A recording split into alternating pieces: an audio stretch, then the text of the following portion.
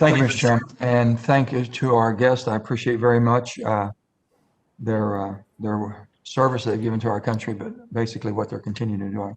I have a couple of questions I want to ask. My first one's going to be, I'm now chairman of the Cyber Subcommittee. I'm particularly concerned about our adversaries, both large and small, moving towards cyber and influence operations due to the greater bang for their buck and the ability for them to be plausible deniability they offer. So my question would be, how can we ensure our allies are effectively prepared and monitoring for those destabilizing attacks? And how do we hold those perpetrators accountable? So what I'm really asking is, how do we make sure that our adversaries, our allies are prepared, but also let our adversaries know we will not allow these attacks to go unresponded. We should respond to them, but I heard people say it should be an act of war. I think that might be a little bit harsh, but we could sure show them the same abilities that we have when these attacks happen to us. So your thoughts on those really quick, if possible. Well, I think Senator Manchin, your point is immensely important, is that if there are two ways to deter: one by denial, to convince your adversary they can't accomplish their objectives through the use, in this case, of offensive cyber capabilities against you, and that has to do a lot with defense, but it's sort of the active layered defense that General Nakasone has advocated for and has put in place. But then it's also the ability to deter by the threat of punitive action later, and that would have to include examples of responses from us that exceed the costs that a malign actor in cyberspace factored into the decision-making to begin with.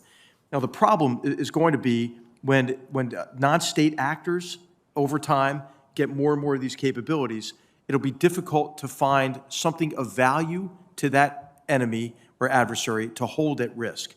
But Thomas, any further comments? Yeah. I fully agree with what General McMaster said, and I would just add that I think looking at the alliance part of this is quite important. I don't think we should see every cyber attack or even major cyber attacks as an act of war per se because of what that would entail, but I do think we should see them as acts of aggression that have to be responded to, and there may be ways to look at elements of NATO and Article 5 and other sort of mechanisms to have a collective proportionate response. And we may also need to consider ways in which that proportionate response may occur outside of the cyber domain. So you might want to respond, for instance, on sanctions or anti-corruption efforts or on other sort of measures short of war to deter future cyber aggression. Thank you. Well, the Russian attack is quite extreme, as we know, and we don't know the far reaches of that yet, how it's going to affect us, but we know it was a very broad attack. Let me go. I have two more questions very quickly.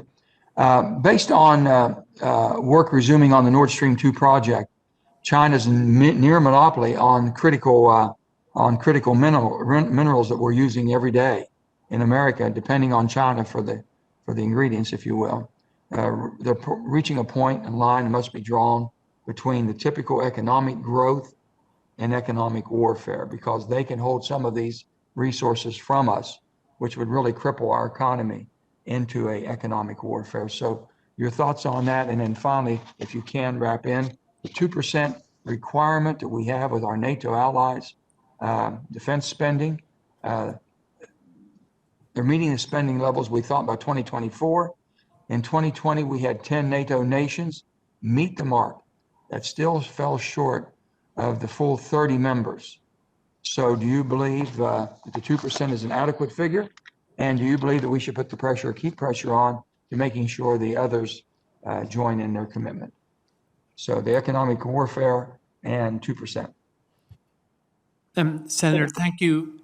The economic warfare piece of it, I think, is demonstrative of a broader, what political scientists are calling a weaponization of interdependence, and how our links with China, Russia, and others are vulnerabilities for us, and their links are vulnerabilities for them. And I think our task is to increase the resilience of our system so it is less exposed to that weaponization on their side. And I was encouraged by President Biden's statement on supply chains the other day. I think there's a broad agenda set that can go out from that. On 2%, I mentioned this earlier, but I think it's important in the context of the post-pandemic economic situation to realize that there will be severe downward pressure on defense budgets in many countries. And I think with the view to great power competition, it's important to measure their contribution to the collective sort of defense and effort by whether or not they're attaining capabilities that will ensure they are competitive.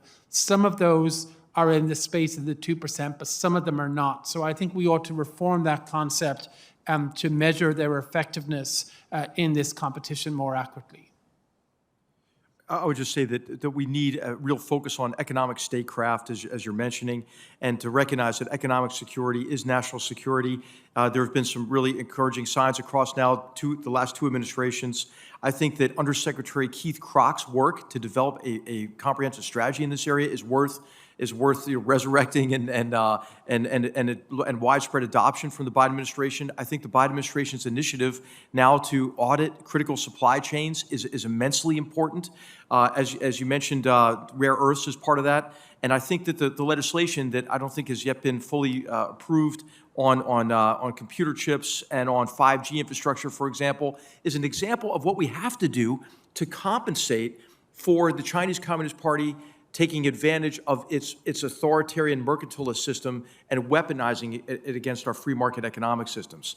So I think that we're on the right track, but obviously there's more work to do. And I think Congress has been great at taking a look at some of these issues.